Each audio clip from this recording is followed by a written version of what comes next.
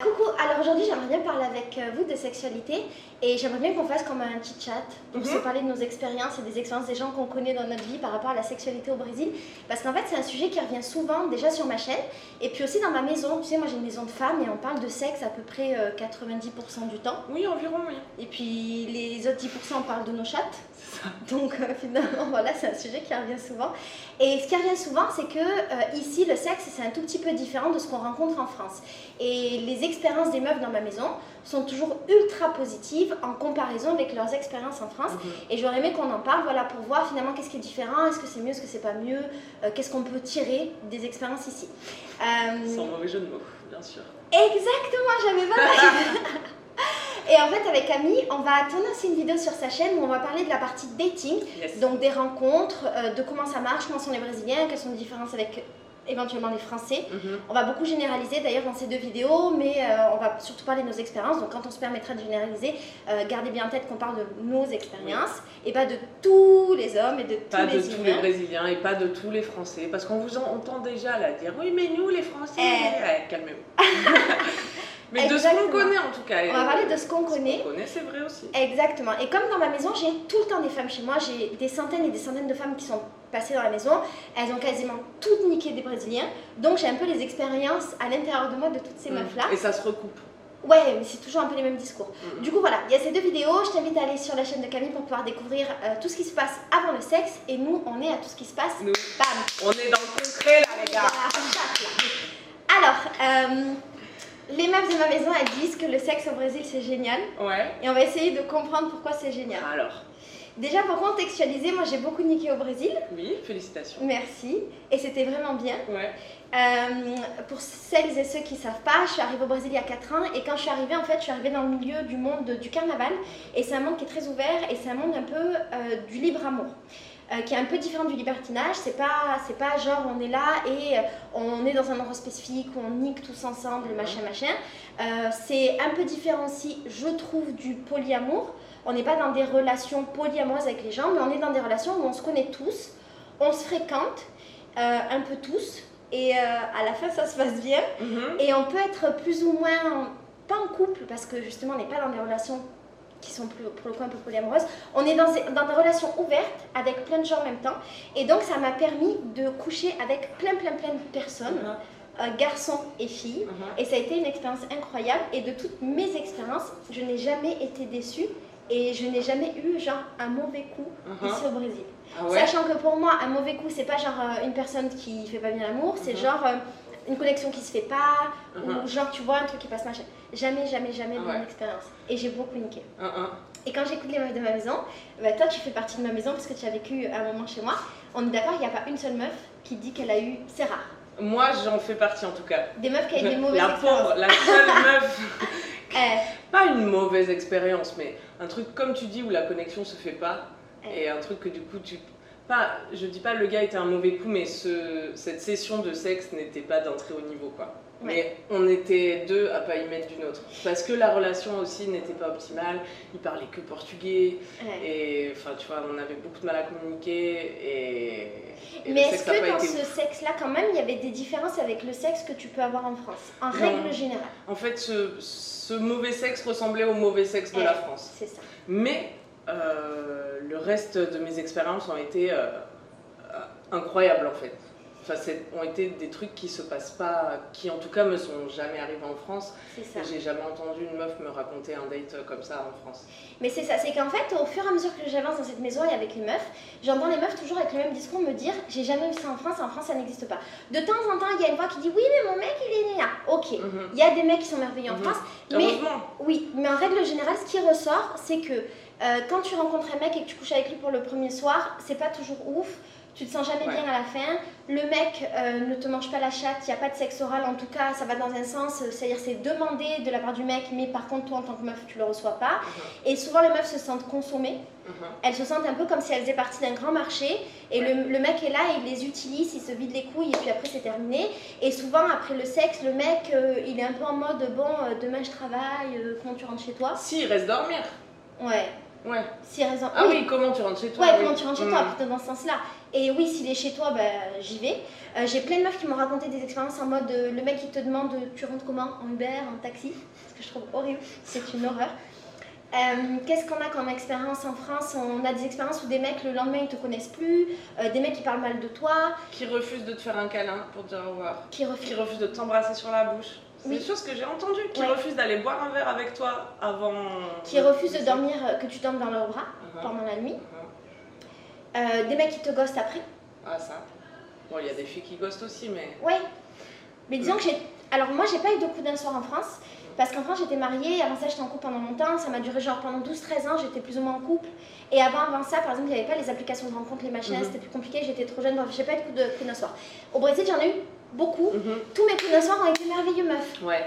Non, mais je veux bien le croire parce que la différence, elle est dans l'approche, j'ai l'impression, dans la culture du moment présent déjà, qui fait que, et on en parlait avec un mec brésilien d'à peu près mon âge hier, une fille qui disait ouais mais les Brésiliens vous êtes chiants parce que justement vous nous baisez comme si on était les femmes de vos vies et le lendemain il y a peut-être plus rien. Et du coup vous prétendez plus que ce que vous êtes prêt à donner et le gars brésilien lui disait ouais mais en fait non c'est pas comme ça en fait j'ai envie de kiffer mon date tu vois en fait je suis là et du coup bah oui j'ai envie d'en tirer le meilleur. C'est ça. Et pas forcément de te promettre un mariage ou des enfants mais oui, d'être attentionné avec toi, d'être là, d'être vraiment présent, quoi, et de faire attention à toi. Et alors oui, pour toi, dans ton cerveau de française, ça veut dire que s'il est aussi gentil, c'est sûrement qu'il va m'épouser. Et en fait, c'est ça qu'on n'a pas en France, quoi. On ne se permet pas de la tendresse, de la douceur, de l'affection, juste même basiquement, tu vois, en plus du pur acte sexuel. Parce qu'on a peur de s'attacher et ça va vouloir dire quelque chose, etc. Et c'est tellement dommage parce que oui, c'est complètement l'expérience que j'ai eue aussi et ce que j'ai pu entendre de mes potes aussi ici, c'est que ils vont pas hésiter à kiffer quoi, et à être sympa avec toi en fait, à être gentil quoi. Et en vrai, ils sont juste normaux. Bah oui, en fait, c'est extraordinaire. C'est ça, c'est que pour nous c'est exceptionnel, mais c'est juste que ce sont des humains normaux qui se comportent de manière normale en fait, et c'est plutôt cool. Tu sais, la différence, j'ai l'impression que, je sais pas si c'est qu'en France, mais il y a beaucoup ce truc du mec qui va soit pas te parler parce qu'il veut pas te pécho, soit il est très gentil avec toi au début, puis il se rend compte qu'il pourra pas te pécho, donc il te calcule plus. Et j'ai l'impression qu'ici, les relations amoureuses, et c'est peut-être un peu comme ça dans ton milieu du carnaval où tu dis amour libre, c'est comme de l'amitié avec du sexe. C'est ça. Mais ça veut dire qu'on se respecte autant que des amis en fait, on n'est pas moins, on n'est pas juste un trou, juste une bite, tu vois, on est une personne et en plus on va coucher ensemble. Si, ce que j'ai remarqué ici, c'est qu'effectivement les gens ils sont dans le moment présent et en fait le sexe c'est quelque chose de très important au Brésil. On est dans une société qui est très sexualisée, les gens ont des relations sexuelles très jeunes et plus t'es pauvre, plus t'as des relations jeunes. Par exemple dans les favelas, les mecs ils commencent à coucher à 12-13 ans, tu vois, et les meufs à peu près pareil. Et donc en fait le sexe ça fait partie de la vie. Déjà, les gens parlent beaucoup de sexe ici, donc c'est pas un sujet tabou. Par exemple, Leandro me dit qu'il parle. Leandro me dit, et mes potes en général que j'ai rencontrés ici, ils parlent de sexe entre eux, entre mecs, mais ils en parlent pas pour critiquer les meufs. D'ailleurs, c'est pas trop un truc qui se fait ici, de parler mal d'une meuf, de dire que le sexe était nul, que c'était pas un bon coup, machin. Ils sont plutôt en mode comment on peut faire pour arriver à faire jouer une meuf, machin, et ces gens qui donnent des tips. Si, Leandro, il a carrément un groupe WhatsApp avec ses potes où ils se parlent des meufs et de tout leur truc de sexe. Et il me dit, on dit jamais qu'avec une meuf ça s'est bien passé, ça s'est mal passé, pardon, ça se fait pas de dire ça.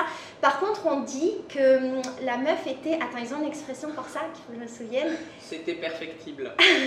Non. Envoyez les tips, les gars. Merde, j'ai oublié cette expression, alors que franchement c'est marrant. Et qui veut dire quoi? Mais c'est ça, mais en fait c'est ce que j'ai oublié. Le truc le plus important. Je sais pas, c'est un truc pour dire qu'en gros ils avaient pas exactement la même énergie, machin, tu vois.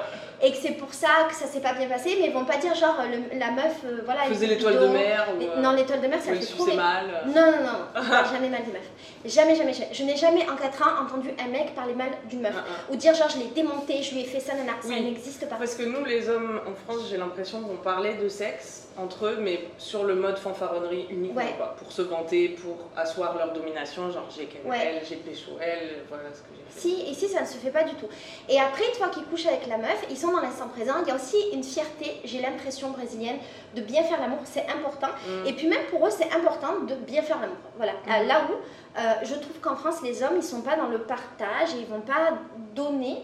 Et bien ici, les hommes, ils donnent. Et notamment avec le sexe oral, qui est très normal au Brésil, et ça change tout. Je me souviens que la première fois que j'ai couché avec un mec, c'est à Rio.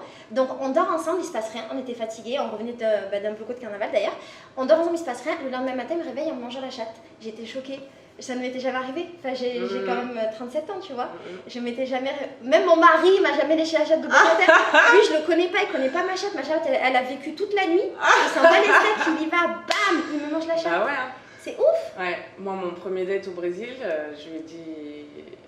En allant... Non, c'était pas le premier, mais on perd le compte. Hein, sacrées vacances qu'on passe. Hein. Non, mais un date avec un mec, mais je l'ai raconté dans un vlog. À qui je dis, par contre j'ai mes règles au moment d'aller au Love Hotel. Ça c'est intéressant aussi les Love Hotel, on n'a pas ça. Et donc je lui dis j'ai mes règles et il me répond parfait. Et tu vois, un peu en rigolant, mais genre t'inquiète, parfait. Mais en vrai, c'était parfait pour lui, ça le dérangeait pas du tout. Du moment où on est arrivé au Love Hotel, il m'a bouffé la chatte, tu vois. Si. Mais, alors au Brésil, on m'a toujours mangé la chatte avec mes règles. Ouais. J'ai toujours fait l'amour avec mes règles, avec des mecs que je venais de rencontrer et également avec mes poils et ils s'en battent les steaks. Ouais. Il y a une expression ici qui dit qu'un Brésilien n'a jamais une occasion de niquer.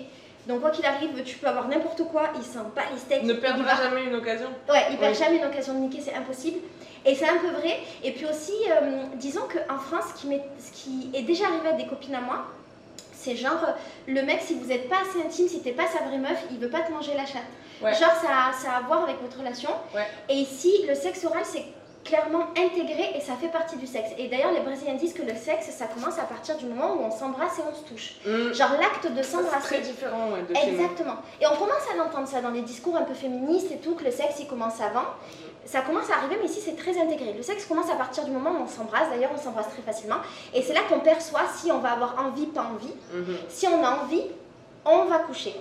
Et donc le sexe a commencé avant et le sexe oral fait partie. Et d'ailleurs dans la musique brésilienne qui s'appelle le funk et qui est la musique un peu des favelas, donc ce serait un peu comme nous le rap des cités, genre dans la musique des favelas, on parle beaucoup de sexe oral. Les mecs se vantent de bien niquer les meufs, de les faire jouir et de leur lécher. Mais bien entendu, les mecs s'en vantent.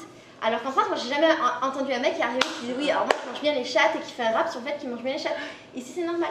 Et moi j'ai couché avec un Brésilien, bon encore une fois c'est qu'une personne tu vois, mais qui te dit j'adore en fait, j'adore faire ça. Ah oui. Et il y a des mecs en France qui font genre ah mais moi j'adore bouffer des chattes. Oui c'est bon, ils arrivent, ils te mettent 3 coups de langue là pour dire j'ai fait le travail et c'est fini. Et en fait ouais non.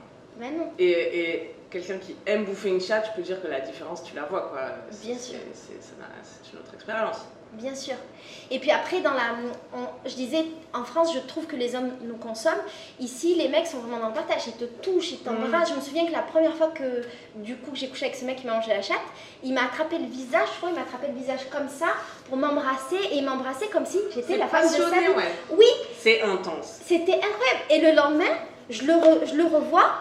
Et il embrassait notre meuf avec l'intensité et ça a brisé mon cœur parce que moi. C'est vrai.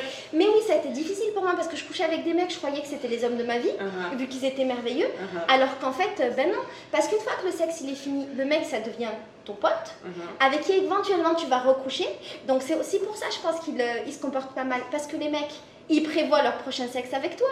Ils vont pas se comporter mal, ils veulent te reniquer, c'est trop bien. Du coup.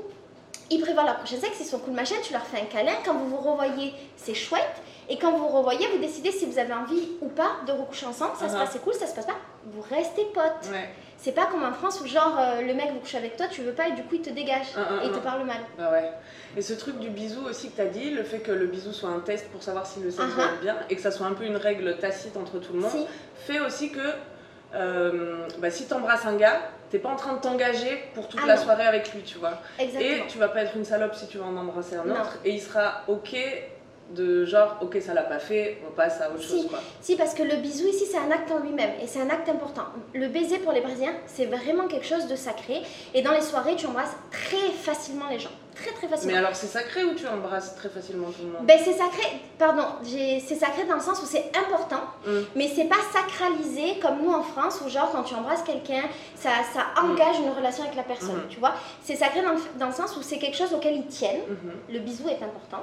Mais voilà, à la fin du bisou, il y a une expression aussi qui dit qu'un bisou est toujours bon, tu vois. Donc tu le prends juste pour ce que c'est. Un bisou, c'est un bon moment, il se passe plein de choses dans ton corps, t'es heureux, nanana. Et à la fin, si c'est bien, tu continues. Si c'est pas bien, tu continues pas. Si c'est super bien, tu couches avec la personne. Et d'ailleurs, c'est absolument normal de coucher avec la personne le premier soir. C'est pas un truc problématique. Et d'ailleurs, j'ai entendu des mecs français souvent dire ouais, c'est trop bien avec les Brésiliennes parce qu'elles couchent le premier soir. C'est pas que c'est trop bien parce qu'elles couchent le premier soir, c'est qu'ici, en fait, c'est pas problématique et ça veut pas dire que t'es une salope ou que t'es pas une fille bien ou que tu te respectes pas. C'est juste que tu as une opportunité. Tu vas profiter, voilà. Mais en vrai, c'est logique, en fait, c'est moins hypocrite. T'es dans l'instant, tu rencontres quelqu'un, il te plaît, il se passe des trucs. On a tous envie de niquer le premier soir, c'est du mytho, on a tous envie. Mais genre en France, on fait nous chichi, je l'ai fait beaucoup de fois dans ma vie. Genre, ah non, pas le premier soir. Mais le deuxième soir, tu vas coucher avec le mec. Je pense qu'on n'a pas tous forcément envie de coucher le premier soir.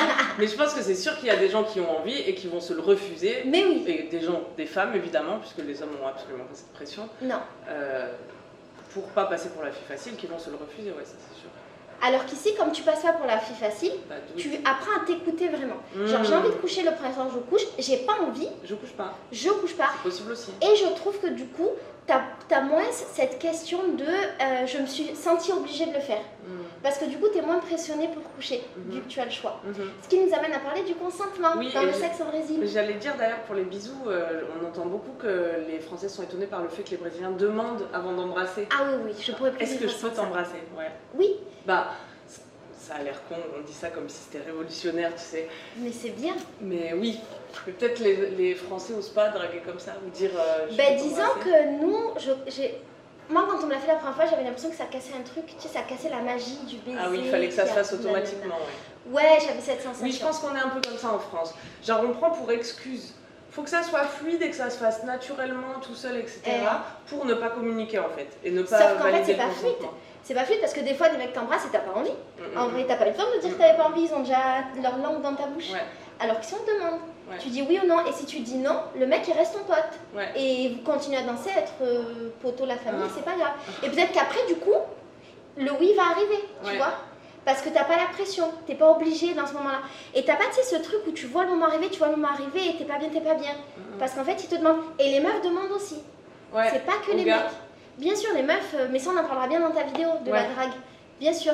Et dans le sexe, il y a le consentement. Par exemple, on m'a beaucoup demandé qu'est-ce que tu aimes et qu'est-ce que tu veux. En France, on ne me l'a jamais demandé. J'ai 37 ans, j'ai commencé à niquer, j'avais 15 ans. Ça veut dire que j'ai quand même une expérience de vie sexuelle. Et c'est aussi un truc qui ressort des meufs de ma maison. On leur demande. Et quand on nous demande, on est un peu genre. Je sais pas, mais j'ai jamais posé la question. Bah oui. C'est con en fait, parce qu'on le sait très bien ce qu'on veut. Sauf qu'on nous demande jamais. Ou après, où on n'ose pas, où on se sent pas légitime. Ouais. Et quand t'as réussi à dire alors ce que tu veux. Mais pas du tout. T'as dû réfléchir. Mais j'ai eu peur. J'étais là, je disais mais qu'est-ce qu'il veut lui? Mais je sais pas ce que je veux. Il me dit qu'est-ce que tu veux, qu'est-ce que t'aimes. Et en plus, alors moi je sortais de ma relation, j'avais été mariée, tu vois, pendant 8 ans. Alors encore moins, tu vois, parce que pendant 8 ans, bien entendu, mon mari m'a jamais demandé ce que je voulais, tu vois, il est merveilleux. Bien entendu. Mais bien sûr que non, parce que tu demandes plus, c'est la tristesse du mariage et du coup, en tout cas de mon mariage. Bienvenue dans cette vidéo, bonne humeur. Mais non, et ça, ce sera l'objet d'une autre vidéo. Un jour, je pense que je parlerai de la sexualité dans le cadre du mariage. Sans généraliser, bien sûr, parce qu'il y a plein de mariages où ça se passe très bien. J'y crois pas trop qu'au bout de 10 ans de mariage, tu niques encore avec la même envie. Mais bon, ok, il y a des voix qui vont dire oui, mais moi, je nique toujours. Ok. Mais de toutes les meufs que je connais qui sont mariées, non. Je sais pas, t'en connais beaucoup des meufs qui sont mariées qui te disent que c'est le feu de Dieu dans le sexe? Bah non, mais après, il y a beaucoup de choses qui rentrent en ligne de compte pour ça, tu vois. Il y a des vidéos très intéressantes d'Esther Perel que je vous recommande, qui est une psychologue qui s'intéresse beaucoup à la sexualité et les relations. C'est sûr que oui, voilà, quand tu habites dans la même maison, il n'y a plus d'espace pour le désir non plus, quoi. Mais bon, ça c'est un autre sujet, le mariage, quoi. Très intéressant. Mais oui. Non, moi j'étais perdue quand il m'a demandé ça. J'ai pas su quoi répondre. Maintenant, oui, parce qu'en fait, maintenant justement, le sexe à la brésilienne, ça m'a appris à déjà connaître mon corps, à 37 ans quand même. Connaître mon corps, savoir ce que j'aimais, savoir ce que j'aimais pas, savoir ce que je voulais. Ça m'a appris aussi beaucoup à mettre des cadres, à savoir dire ça c'est ok et ça c'est pas ok. Parce que justement, on me le demande quasiment toujours dans le sexe avec un Brésilien, alors qu'en France on me l'a jamais demandé. Et en France, je me suis déjà retrouvée plein de fois dans des situations de genre, t'as pas vraiment envie, mais t'es sur le, tu sais, t'es dans le fait accompli, au pied du mur, et tu sais pas dire, et du coup, bam, tu te retrouves avec une bite dans le cul, t'avais pas prévu ça, quoi. Alors, et on est que mardi. Alors qu'ici, on va me demander. Ah oui, Je me bah souviens d'un mec qui était magnifique, qui m'a demandé avec tellement d'amour s'il pouvait m'enculer. Mais vraiment, j'avais l'impression qu'il me demandait en mariage. S'il te plaît, est-ce que... Laisse-moi t'enculer. Est-ce que je peux t'enculer? Mais bien sûr. Plaisir. Et du coup, après, il m'a demandé est-ce que tu peux me manger le cul? Du coup, bah, Voilà. j'ai dit bien sûr. Ouais. Et voilà. Ouais. Oui, non, mais c'est sûr qu'il y a plus de communication ici. Moi, je le faisais en France, tu vois, quand je couchais avec un mec, de lui demander qu'est-ce qu'il aime. Ah, c'est bien ça. Et du coup, d'en profiter pour glisser des infos à moi aussi, tu vois. Des fois qu'il retourne la question, on sait jamais. Et ouais, ça m'est arrivé de demander ça à un gars qui avait une bonne quarantaine, tu vois, et qui ne savait pas, qui n'y avait jamais réfléchi. Donc, tu vois, c'est vrai aussi dans l'autre sens, ça veut dire qu'en fait, garçon, femme et homme, on communique pas au final. Non. Mais on se demande pas vraiment non plus qu'est-ce qu'on aime à nous personnellement, tu vois. Toi, tu te l'étais jamais demandé. Non. On pourrait se le demander, mais au final, qu'est-ce que moi, Nani? Mais je crois qu'on a cette idée que le sexe est censé être naturel et que c'est des compétences innées et que ça va se passer. Si ça doit se passer, ça se passera. Si. Les Brésiliens, ils sont plus techniques au final, tu vois. Ben ouais. Ils savent que c'est une discipline, quoi. Et puis aussi, ils se parlent entre eux en tant que potes. Ça m'est déjà arrivé énormément de fois d'être dans des conversations, donc on est des potes, on en vient à parler de sexe, et quand on en vient à parler de sexe, on parle de manière très libérée, mais on parle pas genre que de trucs techniques, tu vois, genre les positions, les machins. Par exemple, une fois, je me souviens d'une conversation qui a changé ma vie, d'un mec qui expliquait ce qu'il ressentait quand il avait une panne, c'est-à-dire quand il débandait, ce qu'il ressentait. Et là, tous les mecs ont commencé à exprimer, mais de manière très sincère, ce qui se passait dans leur tête. Et je me suis rendu compte que jamais j'avais entendu un homme ou des hommes se parler de ça devant nous, des femmes. Est-ce qu'ils s'en parlent entre eux? Peut-être, je ne sais pas. Je suis pas très très sûre. Mais en tout cas, d'avoir un vrai échange comme ça avec nous, les femmes, pour dire, ben voilà, quand il se passe ça, ça crée ça en moi, donc j'ai peur, donc nanana. Donc... Et ça a changé ma sexualité parce que du coup, quand j'ai eu des mecs qui avaient des pannes pendant l'acte sexuel, j'étais très cool. Alors qu'avant ça, je pensais que le problème venait de moi. Et en discutant avec des hommes, j'ai compris que non, tu vois. Et ça, je l'ai eu qu'au Brésil. Et les meufs de ma maison, elles ont aussi, tu vois, ce truc de discuter sexualité avec des hommes brésiliens, même des coups d'un soir. Ouais. Et pas en mode débrief à la fin du niquage, est-ce que c'était bien, tu vois. Plutôt en mode des expériences, se raconter des expériences. Ils parlent d'expériences avant ou après, tu vois. Et même avec leurs potes brésiliens. Est-ce qu'il faut qu'on dise quand même des points négatifs? Parce que j'ai l'impression qu'on vend un tableau trop rose. Ouais. Alors... Déjà, ce qu'il faut savoir, c'est que tout ce qu'on dit, ça existe en France. C'est simplement que... C'est pas le mood général, quoi. Ouais, c'est pas le mood général. Et c'est pour ça qu'on a beaucoup plus d'orgasmes au Brésil que d'orgasmes en France, j'ai la sensation. Oui. J'ai pas fait les comptes, mais on est sur une bonne moyenne, ouais. Ouais, vraiment, il y a quasiment pas de meufs de ma maison qui avaient des expériences négatives. Pour elles, c'est exceptionnel. Et alors, on en arrive au point négatif, c'est que quand tu écoutes le discours des Brésiliennes, elles sont beaucoup plus nuancées et elles disent qu'elles sont pas satisfaites des mecs et qu'ils sont trop égoïstes et qu'ils pensent trop à eux. Ah ouais. Et je comprends pas. Et en fait, à force, j'ai peut-être compris, je sais pas si j'ai raison, j'ai la sensation que ce que nous donnent les Brésiliens, pour nous, c'est exceptionnel et ici, c'est le minimum. Et que genre, ils peuvent vachement faire mieux. Et que les meufs brésiliennes, elles en attendent mieux en fait. Tu vois, elles en attendent beaucoup plus. Mais nous, on se contente du peu qu'on nous donne parce que c'est déjà un truc de fou par rapport à ce qu'on a en France. C'est bizarre, hein. Bah ouais. Mais tu crois aussi que c'est parce qu'on est des étrangères? Parce que ça reste notre expérience aussi de femmes expat. Alors, effectivement, c'est notre expérience de femmes étrangères. Est-ce que les mecs donnent plus parce qu'on est des étrangères? J'ai déjà posé la question à Leandro, qui est ma référence parce qu'on se parle beaucoup et qu'on parle beaucoup de sexualité d'ailleurs dans notre couple, chose que je n'avais jamais vécue avant. On a des conversations très simples sur tout ce qu'on voudrait expérimenter, ce qu'on veut pas, ce qu'on aime, ce qu'on n'aime pas, machin, entre parenthèses. Leandro me dit qu'il n'est pas différent avec les Brésiliennes ou avec les Françaises, mais par contre que les Brésiliennes et les Françaises sont, elles, un tout petit peu différentes. Et dans quel sens? Et bah alors, moi ça m'a mis la pression parce que je lui demande tout le temps qu'est-ce que tu fous avec moi? Parce que j'ai l'impression que les Brésiliennes elles font du sexe 1000 fois meilleur que nous, elles bougent leur cul 1000 fois mieux, elles font tout 1000 fois mieux. Non, ils me disent, de ce que je comprends, mais c'est que quelques expériences que j'ai eues, nous les Françaises on est plus, on dit plus les choses.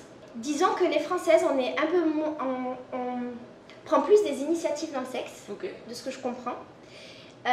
Et les Brésiliennes, elles font un peu plus des trucs de ouf et toi bouge leur cul dans tous les sens, nanana, nanana. Ce que nous on fait un peu moins, effectivement, parce qu'on n'est pas habitués, tu vois. Moi je ne suis pas équipée, hein, personnellement. Voilà, on n'est pas équipés pour faire ça.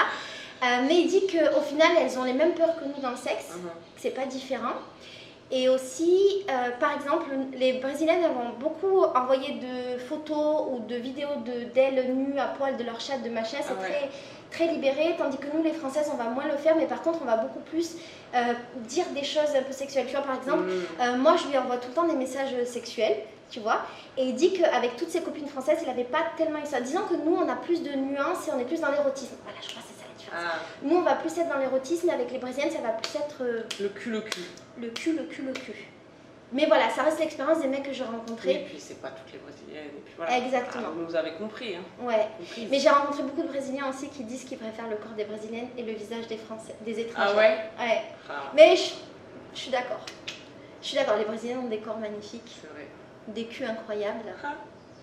Ça négocie pas mal sur la capote aussi ici. Ah, mais la capote. Ça comme en France au final. Hein. Tu crois? Moi j'ai l'impression que c'est plus ici. Ça rechigne en France aussi. Hein. En fait, ici, les mecs ils font toujours tout pour pas mettre la capote. Voilà les points négatifs. Ils font tout pour pas la mettre. Ils sont en mode oui, mais s'il te plaît, je rentre juste 2 minutes, un petit coup, après on la met, nanana. Tu sais très bien que quand j'ai ta quéquette dans ma chatte, je vais pas revenir en arrière, tu vois. On le sait bien. Et c'est un grand problème dans ma maison parce qu'il y a beaucoup de meufs qui me disent qu'elles se sont laissées embobiner par des mecs et qu'elles ont pas mis de capote. Et du coup, je fais de l'éducation sexuelle. Et Léandro, chez moi, fait de l'éducation sexuelle avec les meufs. Et il leur dit, ne vous laissez pas avoir par les mecs. Parce qu'en fait, ils vont toujours vouloir arriver à leur fin. Et il y a des mecs aussi qui enlèvent la capote pendant. Ah, les salauds. Bah, et j'ai une copine à moi qui a eu une grosse MST et qui a vraiment été très malade à cause de ça. Il y a des mecs qui percent les capotes. Et c'est très problématique. Pour mettre des meufs enceintes? Non, pour que leur quéquette elle soit à l'air et qu'ils se sentent mieux. Parce qu'en fait, les meufs, bien sûr, il y a des meufs qui tombent enceintes au Brésil, bien sûr, mais après les mecs ils se cassent. Donc c'est pas leur problème en fait. Tu sais, ils sont dans l'instant présent, ils sont là maintenant tout de suite et ils s'en battent les steaks des conséquences de leurs actes. Ils pensent pas au sida, ils pensent pas au MST, ils pensent pas à la meuf enceinte. Et c'est problématique ici parce que le système de santé n'est pas le même qu'en France et parce que les filles n'ont pas le droit à l'avortement. Donc c'est un problème. Et il y a déjà eu 2 meufs enceintes comme ça dans la maison. Ah ouais? 2 Brésiliens? Français, Qui ont dû rentrer en France avorter? Non, qui ont gardé leur bébé. C'est vrai les 2? Machallah. Ouais. Et ouais, mais ça c'est sûr, c'est un gros point négatif de la sexualité au Brésil, quoi. T'as pas accès à l'avortement par exemple. Non. Et sinon la contraception elle est libre comme chez nous. Ouais, mais par exemple, avoir un rendez-vous chez le gynéco, c'est très long, très compliqué si tu veux passer par le système gratuit. Ça peut durer des mois pour avoir ton rendez-vous. Et si tu veux payer, ça va te coûter un demi-salaire, quoi. Donc c'est compliqué. Et les jeunes, ils n'ont pas forcément accès aux moyens de contraception. Quand tu as 14 ans, c'est difficile d'aller dans la pharmacie pour demander des capotes. Puis surtout, ils ne sont pas éduqués à. Il n'y a pas d'éducation sexuelle. Zéro. Donc voilà. Zéro, vraiment. Moi, j'ai demandé à un gars et il rigolait, quoi. Il disait, ah bon, mais parce que vous avez ça à l'école. Ah ouais, d'accord.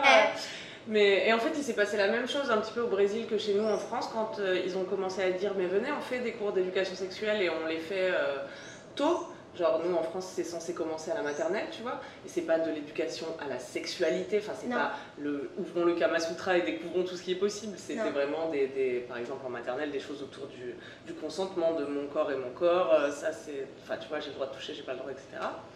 Et en France on a eu ce truc de l'extrême droite qui a dit ils veulent apprendre aux enfants de 3 ans à se masturber. Alors déjà les enfants de 3 ans n'ont vraiment pas besoin qu'on leur apprenne pour se masturber, ça je vous le dis en parenthèse. Et il s'est passé exactement la même chose ici au Brésil où Bolsonaro a lancé des rumeurs comme quoi... il a repris le livre de Titeuf. Titeuf, c'est le... Zep. Il s'appelle pas Titeuf non, Titeuf, c'est le personnage. Oui, et le gars qui écrit... Et il avait un livre d'éducation sexuelle qui était génial. Et en fait... Exactement. Et du coup, Bolsonaro l'a repris en disant que c'était un manuel de sexualité pour les jeunes et qui poussait à l'homosexualité. Ce qui est un problème, comme chacun sait. Ouais. Tu vois, tu disais pour les jeunes, c'est quand même difficile d'avoir accès à la contraception, etc. Ok, c'est peut-être moins tabou d'en parler avec les amis et tout, de sexe, mais j'imagine que dans un pays aussi catholique que celui-là, et puis dans la société dans laquelle on vit de manière générale, tu vas pas forcément en parler à tes parents, ou voilà, quand tu es encore plus une meuf, j'imagine qu'il y a aussi le truc de slut. En fait, ce qui est compliqué, c'est qu'on est dans un pays des extrêmes, c'est-à-dire que c'est à la fois ultra catholique, et donc très... conservateur. Et en même temps, c'est une société qui est ultra sexualisée. Le sexe est présent dans la société à partir de ton plus jeune âge. Et donc, il y a une espèce de mix entre les deux. On n'a pas de demi-mesure, on n'a pas de juste milieu qu'on peut avoir en France, pour le coup. Et c'est compliqué, tu vois. J'ai rencontré plein de parents qui en parlaient, mais en mode pas les steaks à leurs enfants. Tout comme j'ai rencontré plein de Brésiliens chez lesquels c'était ultra tabou.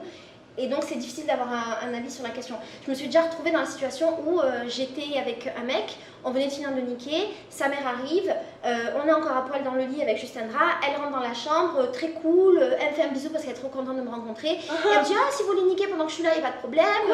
Oui. Pendant que je suis là, pas dans la chambre. Non. Avec son père, on niquait beaucoup, on faisait ça, et moi je dis, ah oui, très bien.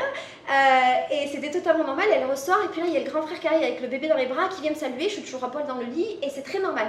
Et je pense qu'en fait, ça dépend peut-être des milieux sociaux. Quand tu viens des favelas, vu que les gens, ils vivent, déjà ils sont des enfants très jeunes, les parents sont très jeunes, ils vivent dans une société encore plus sexualisée dans les favelas, je pense qu'il y a moins de problèmes à en parler, même s'il y a aussi beaucoup de gens très conservateurs et catholiques dans les favelas, mais d'un mode général, t'en parles plus facilement, et peut-être dans les familles plus riches, catholiques, conservatrices, genre les bonnes familles brésiliennes, peut-être que c'est plus compliqué. Ça va être un peu plus coinsos, ouais.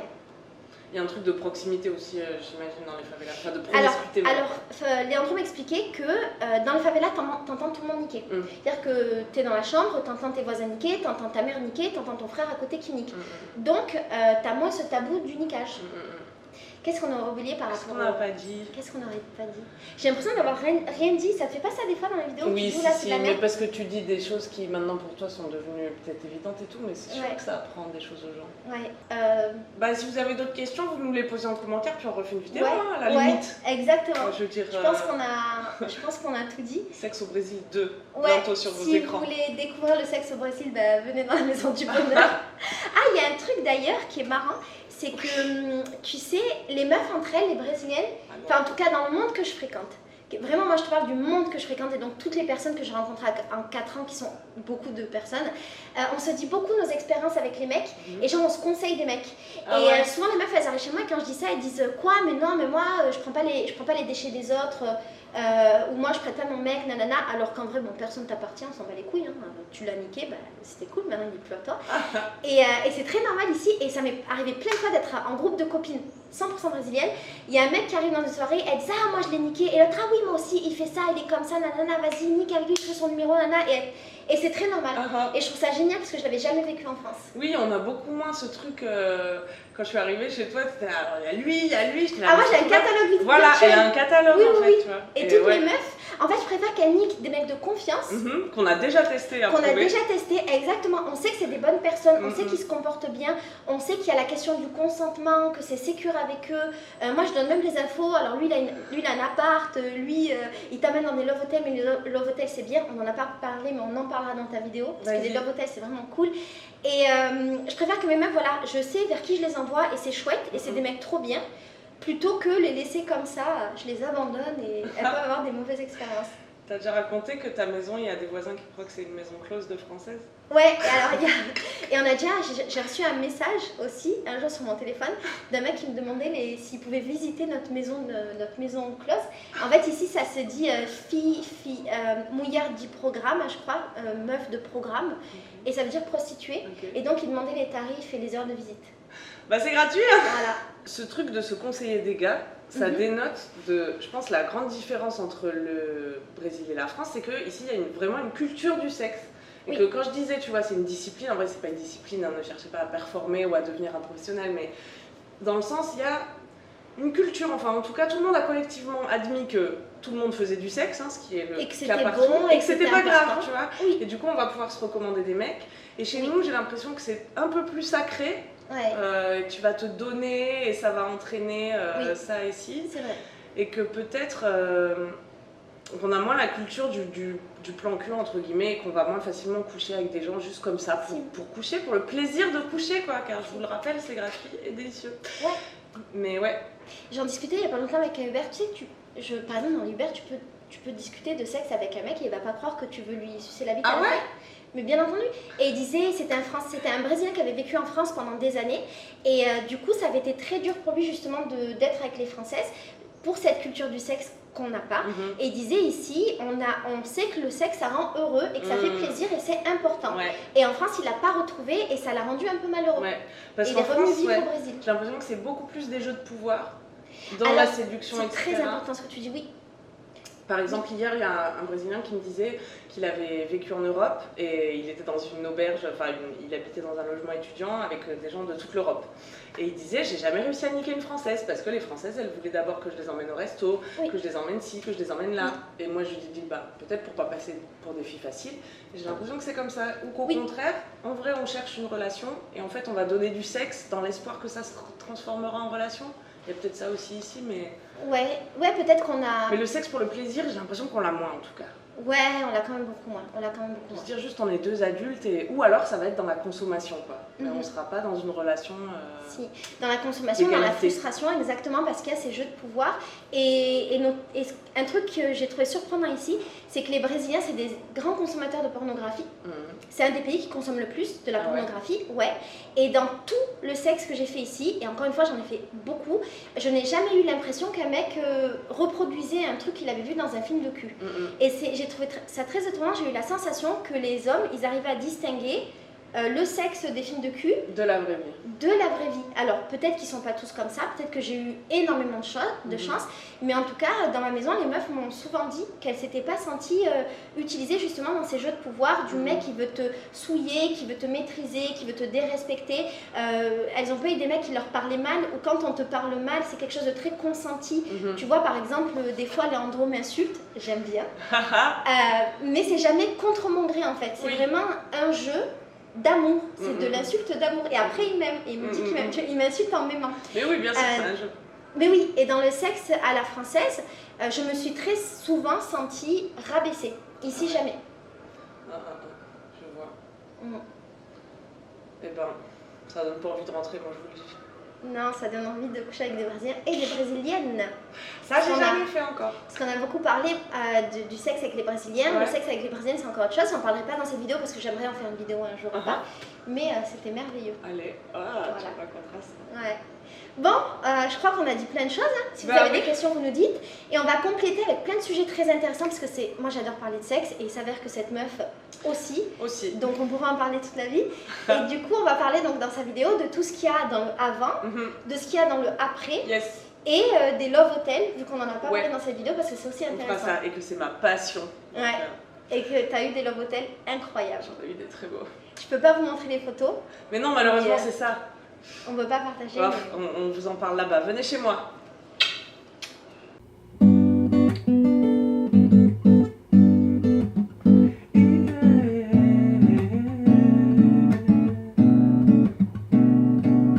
Ela tem cores, curvas,